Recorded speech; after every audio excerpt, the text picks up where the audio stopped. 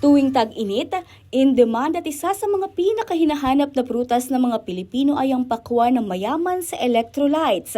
With just few bites and you're already hydrated. Sa Camarines Sur, may isang lugar na kilala sa produksyon nito, ang Barangay Kasuray sa Bayan ng Magaraw.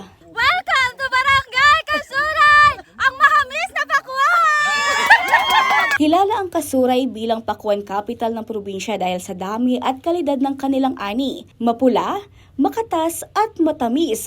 Ito ang mga katangiang ipinagmamalaki ng mga residente sa kanilang mga pakwan na hindi lang kilala sa lokal na merkado, kundi umaabot na rin sa iba't ibang bahagi sa loob at labas ng rehiyon. Isa sa mga itinuturong dahilan ng magandang kalidad ng pakwan ay ang uri ng lupa sa barangay. Malapit ito sa mga ilog na konektado sa San Miguel Bay, kaya may kaalatan ng lupa na nakakatulong sa pagpapatamis ng prutas. Higit pa rito, mahalaga rin ang tamang paraan ng pag-aalaga ng mga magsaka mula sa pagtatanim hanggang sa pag-ani. Pero dahil po maamis, maanang namit kang pakwan digdi. Sa daga po dayan ma'am, may maalat da ma'am daga. Iyang ko yung mga para tanom. Anas man po, pag tanom, mapagal talaga. Tapos pagbubon, pagbubo, dawa mainito na lunto ko natin tatapos ko pa yan.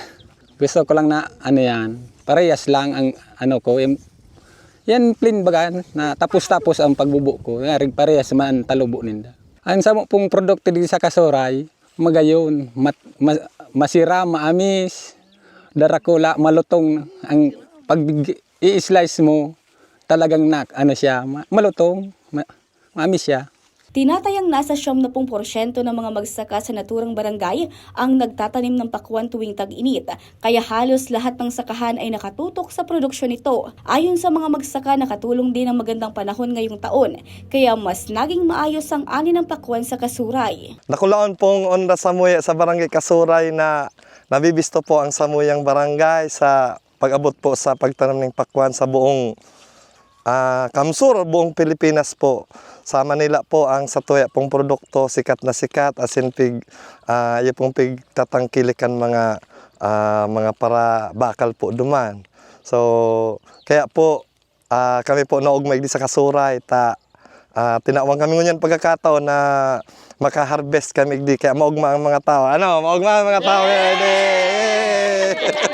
Maya man pong dahil naka-harvest ngayon sa nagtaranom. So gabos po sa buong area kang Kasuray, 80 to 90% po kang mga para farmers nagtaranom, then halos 100% man po naka-harvest ng pakwan. Bilang pagkilala sa kanilang pangunahing produkto, inilunsad ng barangay ang kauna-unahang Pakwan Festival. Layunin nito na mas maipakilala at makilala pa ang kanilang barangay bilang sentro ng produksyon ng pakwan at mapalakas pa ang industriya nito hindi lamang sa probinsya kundi maging sa buong bansa. Ngunyan na taon, lunch mi po ini yung Pakwan Festival. Sarap po ning paagi para ma-showcase mi ang Barangay Kasuray pag-abot sa pagpabisto ng pakwan sa samuyang lugar di sa Bicol Region, lalong-lalo na po sa buong Pilipinas. Kaya po, piglans mi po ngunyan na taon ang Pakwan Festival. Isa sa mga pinaka-inaabangang bahagi ng pagdiriwang ang Search for the Largest Pakwan,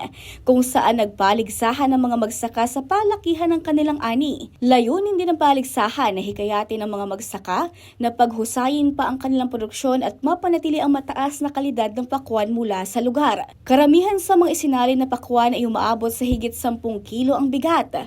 Patunay na maayos na pag-aalaga at magandang kondisyon ng pagtatanim sa lugar. Sa pamamagitan ng Pakwan Festival, inaasahan ng mga residente na mas makilala pa ang barangay bilang sentro ng industriya ng pagtatanim ng pakwan. Samantala, inaasahan din ng mga residente ng Kasuray na matulungan sila, lalo na ng mga ahensya na mas mapagyaman pa ang industriya ng pakwan sa Camarines Sur.